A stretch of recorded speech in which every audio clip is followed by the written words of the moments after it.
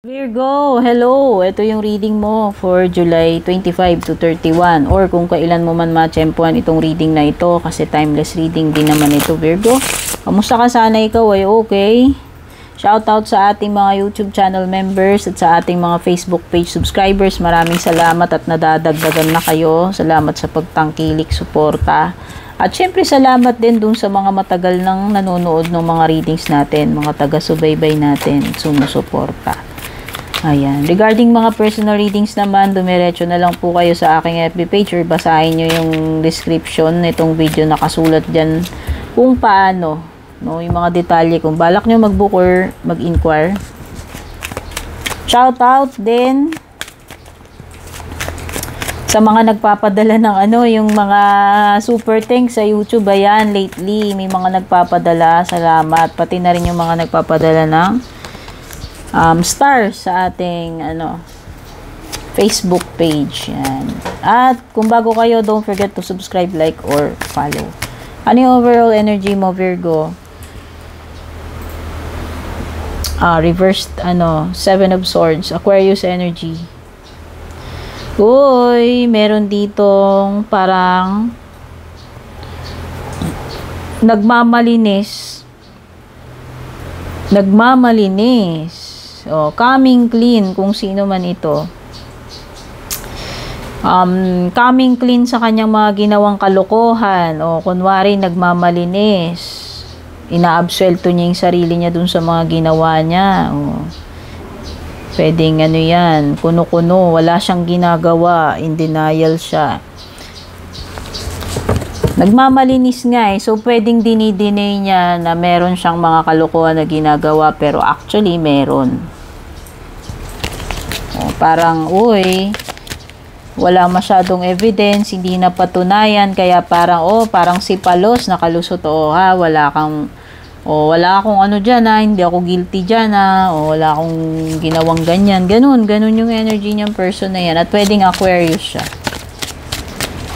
Okay, kung ibang bagay naman ito, dapat, baguhin mo yung diskarte mo. Pwedeng hindi nagwo-work o magwo-work yan. So, ibahin mo yung approach mo. Pwede rin this is energy ng deception, no? Kasi nga, si Seven of Swords yan, Okay, secrets or deception. Pwedeng may ganyan. Meron ka ring Aries energy, another air sign. Strong energy ng air sign, specific Aquarius, tas Aries. Aquarius talaga, promise. Strong energy ng Aquarius dito. Siya yung kadil mo rito, or si Aries.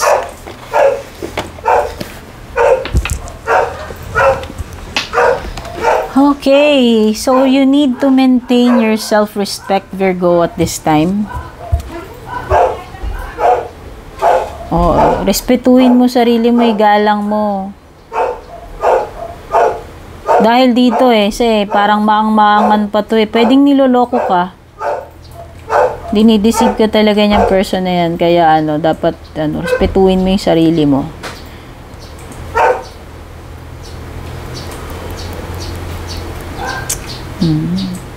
Pwedeng nakakaranas din kayo ng mga insecurities, selos-selos. Parang ganun. At saka, pwedeng iba nawawalan kayo ng confidence sa sarili nyo or self-respect. Pwedeng yan yung indication ng Queen of Wands in reverse.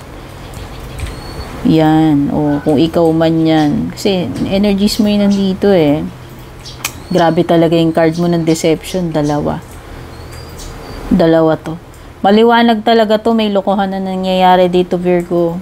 Dinideceive ka na itong air sign na to, which is si Aquarius yung lumalabas. Hindi lang about deception Meron ding malalang manipulation dito. Tsaka yung puro tokis-tokis lang. Maloko tong person na to. Puro drawing or puro kasinungalingan yung lumalabas sa bunganga niya. Ayan, yan yung maliwanag na energy dito na dinideceive ka. Inuuto-uto ka, binibilog yung ulo mo, kung ano-ano yung sinasabi sa iyo na puro naman, ano yan, pwedeng lumulusot-lusot pa yan, daming palusot, daming kasinungalingan.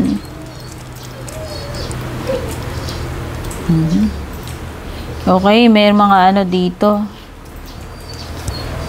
May mga matters na hindi pa magiging okay with the Six of Swords in reverse. So, ibig lang sabihin yan, wala pa akong nakikitang improvement dyan. Oo. Hindi pa. Wala ka pang makikitang magandang changes pagdating dyan. Pwedeng may mga personal issues na pinagdadaanan din. Something na pinagdadaanan with the Six of Swords. Whether sa sarili mo, whether yan personal issues mo yan, or meron talagang mga hindi magagandang sitwasyon na pinagdadaanan na wala pa ako nakikitang improvement, no? Hindi pa nakikita improvement. Pwede rin merong mga emotional baggages na dala-dala. Kaya hindi maka-move forward. O, kasi this is a card nang hindi pa maka-move on eh. Kasi siguro ang daming andalahin sa puso ng mga kung ano-anong baggages na dapat nang i-let go. Tignan pa natin. So, meron ka mga numbers dito. Gawin mo na lang lucky numbers yan. 6, tsaka 7.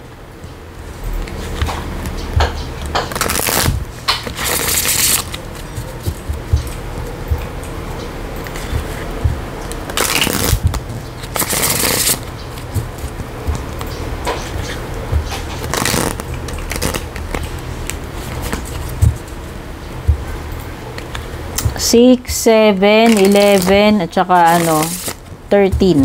Yan. Twin flames. Pagdating sa love life mo, roller coaster. Ay, ang gulo. Ang gulo. Ang gulo ng relationship ninyo. Taas baba with the roller coaster. Maraming mga likaw-likaw. Maraming ups and downs, ayan. So, pwedeng minsan maganda yung takbo ng relationship nyo, tas parang bigla na lang nag-iiba. Meron something na unpredictable pagdating dito sa connection ninyo, or pwedeng unpredictable yung person. Sala sa init, sala sa lamig, pabago-bago. Erratic eh. Parang ang gulo eh. Oo, napaka-unstable yung energy na napipick up ko. Pabago-bago kasi. Pero sinasabi baka daw twin flame mo to eh. Pwedeng twin flame mo siya pero parang may mga ups and downs kayong pinagdadaanan siguro. Pwedeng yan. Tsaka parang merong energy dito ng nakatali or matindi yung kapit dito sa relationship na to. Someone na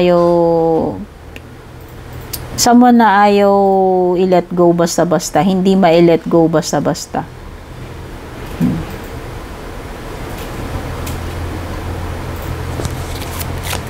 Nakatali kayo sa isa't isa netong person na to.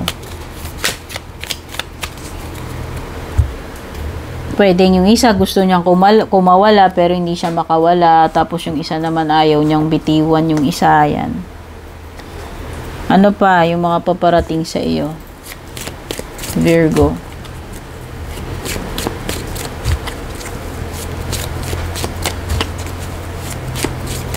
Ay! Ayan na. Wait lang. Lumipad.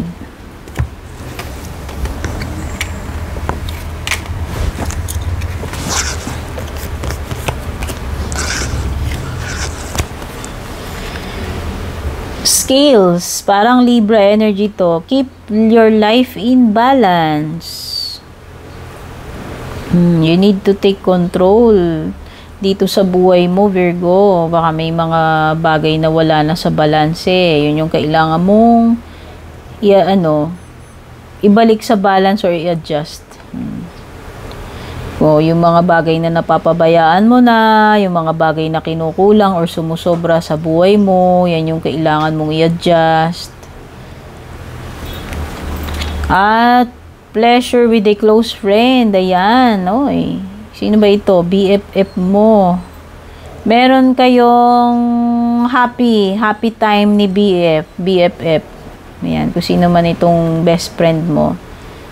Baka meron kayong bonding time. At merong reconciliation. Hindi sinabing romantic, hindi sinabing anong klaseng relationship. Basta meron ditong magiging bati na uli, mabubuo na uli, connection na maaayos, no? Magiging together again. Ayan, meron, okay, baka ayan, pwedeng iba talagang sa relationship yan, magiging together again. Or, baka ngayon lang kayo uli nagkasama nitong BFF mo, kaya sobrang saya nyo na na-reunite kayo sa isa't isa. Kaya, ayan. Pwedeng ganun. Pero meron din talagang dito, pagkakabalikan, no? Pagkakaayos ng relationship. Tignan na natin yung mga closing messages.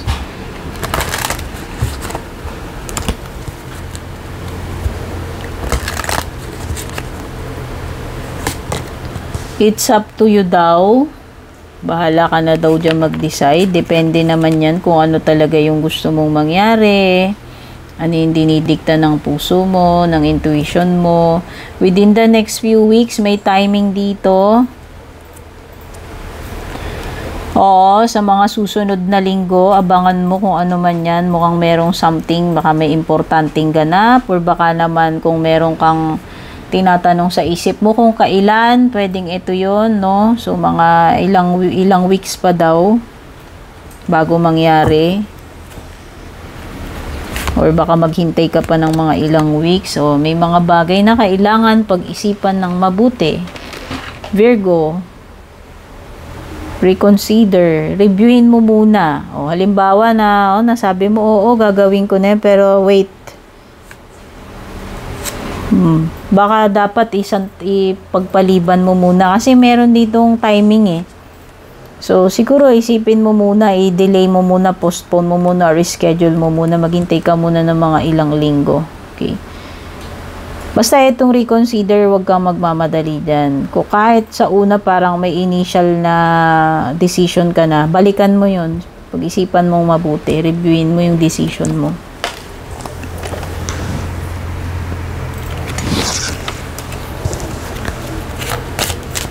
Last card is remain positive.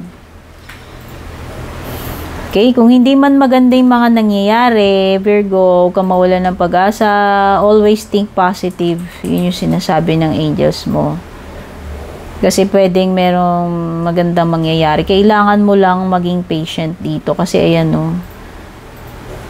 or huwag kang magmadali. Reconsider mo.